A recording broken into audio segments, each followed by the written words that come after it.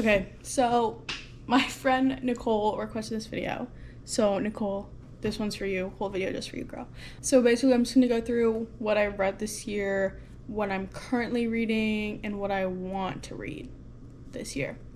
I got my Kindle, I got my Goodreads out. I'm gonna be honest with you guys. All the books I read in January, I don't even remember what they're about. I don't remember what they're about. Couldn't tell you anything about, like, not a single thing that happened in the books. I'll read them out, but just don't expect anything out of it. First, I read Madonna in a Fur Coat. I gave it 4 stars. So I clearly thought it was fairly good. I just, in one ear out the other kind of thing. And then I read Small Things Like These by Claire Keegan. Don't recall a thing. 4 stars. I remember it was short, and I read it so I could watch the movie with Cillian Murphy. But then I had to pay for the movie, so I didn't actually end up watching the movie. I remember kind of being on the edge of my seat. I just don't really know. I'm sure you love hearing about what I read maybe. And then I read The Soul of a Woman. I gave it 3 stars. I remember it was kind of more non-fiction-y than I was prepared for. I was expecting it to kind of be... I was expecting it to be more of like I was expecting it to be more of like I'm in the story and like I'm being taken through the story, but it was like I was being told the story, if that makes sense. It better, because that's all I got. Wait, why is this out of order? Get out of here. Get out of my face. Oh my gosh. And then I read Someone Else's Shoe by Jojo Moyes. I have the book. Should I grab it and like hold it? I'm not gonna do that. That's like a lot. I love this book because if you guys didn't know, I actually did a semester abroad and I did it in London. So anyways, anything I could do to put myself back in that city at any time in my whole entire life, I'm doing it. So Someone Else's Shoe gave me a little piece of it. I really enjoyed it. I was kind of on the edge of my seat, and I had been reading a lot of romance books prior to the random books I read in January that I don't remember. And so this was kind of like a nice like fiction book that's just more about like growth, like personal growth, whatever. I gave it 4 stars. 4 stars. When I was in London, I took a comm class, and basically it was supposed to watch Rye Lane or read Someone Else's Shoes, and then you had to write a thing on it, and I chose to watch Rye Lane. I'm reading Someone Else's Shoes now, so I can see what Steve was on about. I was just really missing Steve. Steve was my professor, so. And then I read Nothing Like the Movies by Lynn Painter, which is the sequel to Better Than the Movies. And I know a lot of people were really let down by it, but I love those characters so much, and I will do anything to be with them again. So I liked it. I also just thought what happened at the end was like really dramatic for no reason. And it was like a lot. I liked it. I love the characters, so anything with those characters in it I'm gonna love. So 4 stars. Okay, and here's another book I don't remember. I read The Kiss Curse by Aaron Sterling, and this is a sequel to The XX. I love witches. I love anything with witches. My favorite shows are like supernatural, like witches, wizards, warlocks, vampires, werewolves. Teen Wolf, guys. I love Teen Wolf. I've been on a Teen Wolf grind also recently. I cannot get enough Teen Wolf. However, here's the thing, is if I watch Teen Wolf too close to bed, then it really gives me nightmares and it really freaks me out. But if I stop watching it around dinner time, then I'm like safe. I'm fine. But if I watch something later, then I really get nightmares, especially during, if you've watched it, the Dread Doctor season. Oh my god, that freaked me out. Anyways, The Kiss Curse. Guys, I don't remember The Kiss Curse. It was Gwen? Something wicked. So many ways to be wicked. I don't really remember. I loved the XX though, but The Kiss Curse was, I guess, forgettable for me, so 3 stars. I don't know.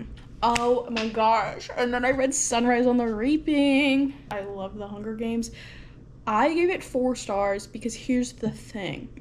I liked Ballad of Songbirds and Snakes better, but it was so crazy. Like, all of the parallels that were in this book, like, it almost feels like the Hunger Games series was written after this book. Like, the way that things were slowly connecting, like, well, it really shocked me. I loved it. It was so good. I'm so excited. And then I read Great Big Beautiful Life. I literally fell in love Oh my gosh, what am I talking about? I literally love Emily Henry and everything Emily Henry does. All of the books she's ever written.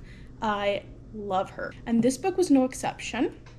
It kind of felt to me more like a Taylor Jenkins Reid kind of story. And I really liked it. And the romance was like a side plot, kind of like, it was still a romance book, but it didn't feel like the romance was everything, which I really enjoyed. And I really, really loved it. And then I read Oceans, Earth's Last Wilderness by David Attenborough. Sharky knows what's up. I love ocean documentaries, ocean conservation, Shark Week. Shark Week is my whole thing. Shark Week's in my Instagram bio. Like, and I just thought it was so interesting. And they talked about like the Papahānaumokuākea like marine reserve. And I just thought it was, I love that kind of thing. I have it, guys. I can hold this one up. Then I read Just for the Summer by Abby Jimenez. This book, I gave it a 4 stars. It's kind of fun because the town that her family is from, it's on the same lake that my cabin is on in Minnesota. And I love when books take place in Minnesota. And she was staying in Minnesota, and I was like, oh my gosh, I'm from Minnesota. And so I knew all the places she was talking about. And it's just sick. And I love reading about books where I know the place. It's like the same thing of why I love books that take place in London. I just love knowing. I love knowing. I want to be there. I want to picture it. I want to imagine it, you know? I don't really remember what happens because I was too focused on being like, wait and walk on. And I knew where walk on was, so. And then that's actually all I've read this year. I'm a little bit behind schedule. According to Goodreads, I'm 3 books behind my reading goal. But right now I'm reading Saving Sex, which is the 3rd book in the Boys of Thomas series, which is Binding 13. Here's my thing. I like Joey and Aoife. I think the Binding 13 story ended, and it ended where it needed to end. And I think I would have been fine with just those 2 books, because I'm kind of struggling to get through. But what can you do? I'm getting close. I'm almost done. I have a couple, probably hours left. That book's so long. And then here, I grabbed the rest. Here are the books on my physical TBR that I want to get through this year. Are you ready? First, Young Mungo. I got this at Half Price Books. What a find. All I know is it takes place in Glasgow. That's all I know about it. All of these books, I don't like to look into books to know what they're about before I read it. I just kind of want the overview. What's the vibe? So basically, this is my, like, influence or de-influence me. This is what this is. And I have The Nightingale by Kristen Hanna. I also got this at Half Price Books. What a steal. I love World War II. I don't love World War II. I like learning about World War II. Have you guys seen Masters of the Air?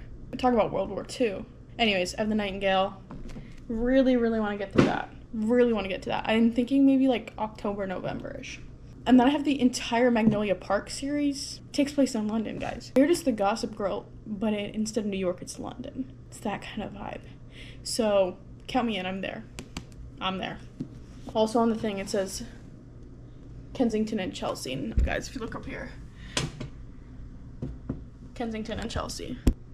That's home. And then I have Everything I Know About Love. I'm on page 206, and I started reading this last summer, and I just never finished it.